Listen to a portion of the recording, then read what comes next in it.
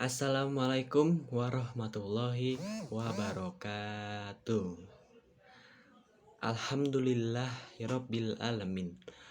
Wassalatul wassalamu ala asyarafil anbiya wal mursalin wa ala alihi wassobihi ajmain. Amma ba'du. Yang terhormat, pertama-tama marilah kita panjatkan puji syukur kehadirat Allah Subhanahu wa Ta'ala yang telah melimpahkan rahmat, taufik, hidayah, dan inayahnya kepada kita semua, sehingga kita masih diberi kesempatan untuk bersilaturahmi dalam keadaan sehat walafiat. Salawat dan salam mari kita panjatkan kepada Nabi besar Muhammad Sallallahu Alaihi Wasallam. Semoga beliau senantiasa ditempatkan oleh Allah di sisinya sebagai umat yang memperoleh derajat yang paling tinggi di akhirat. Amin. Hadirin hadirat rahimakumullah.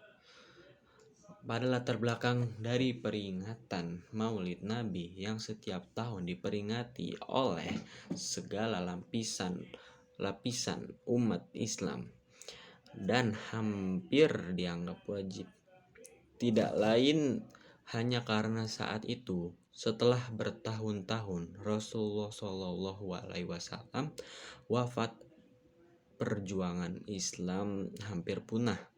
Di sana sini hanya mementingkan kepentingan pribadi belaka. Maka ada salah seorang pejuang Islam yang mempunyai gagasan agar Nabi Muhammad SAW, yang pada waktu itu diceritakan betapa pedihnya perjuangan Rasulullah SAW dalam menyebarkan agama Islam dengan tujuan membakar semangat para pemuda pada waktu itu agar bisa bangkit semua orang Islam untuk memperjuangkan agama Allah sebagaimana yang telah dilaksanakan oleh Rasulullah SAW ketika masih hidup. Maka setelah diadakan peringatan tersebut, perjuangan umat Islam menjadi semangat kembali sampai pada zaman sekarang ini. Adapun orang yang merintis peringatan tersebut bernama Salahuddin Al-Ayyubi atau lebih dikenal dengan nama Salahuddin.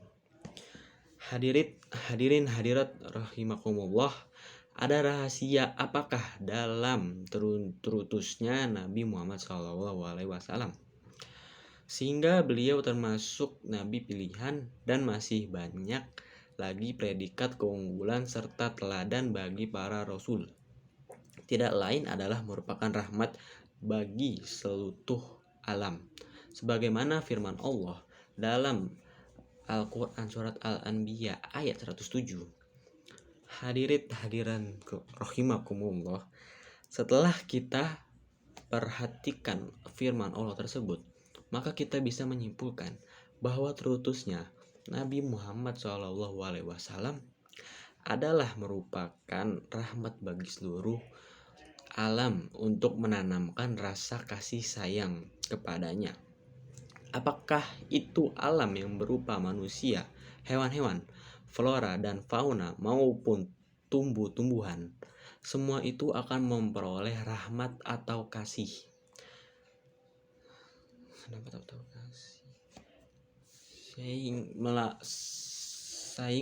Melalui terutusnya Rasulullah SAW.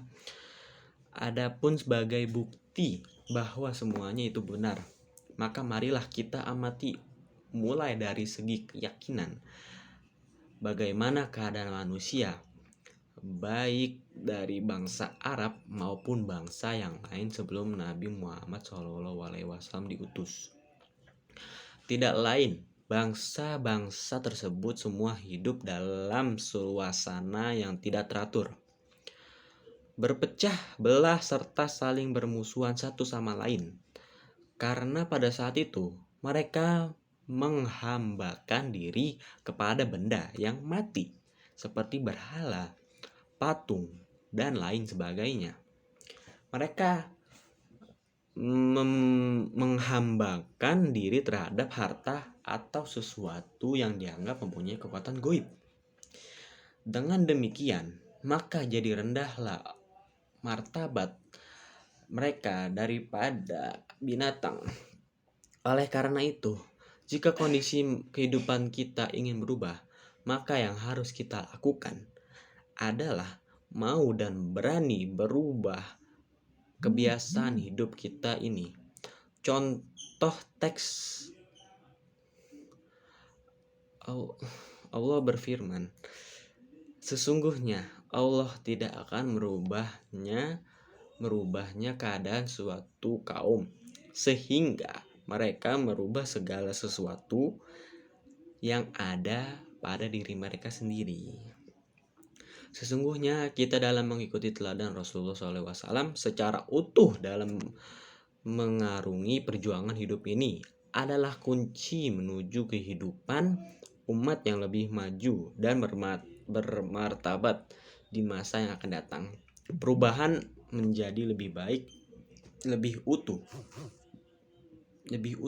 dan lebih bersungguh-sungguh dalam meneladani Rasulullah SAW dalam seluruh sisi kehidupan kita, kehidupan pribadi, keluarga, masyarakat, bangsa, negara, dan dunia. Hadirin hadirat rahimahumullah, demikian yang dapat saya sampaikan. Semoga bermanfaat dan akhirnya kita bisa berubah sikap yang kurang baik. Apabila ada kata-kata yang kurang berkenan, saya mohon maaf. Akhiru kalam. Wassalamualaikum warahmatullahi wabarakatuh.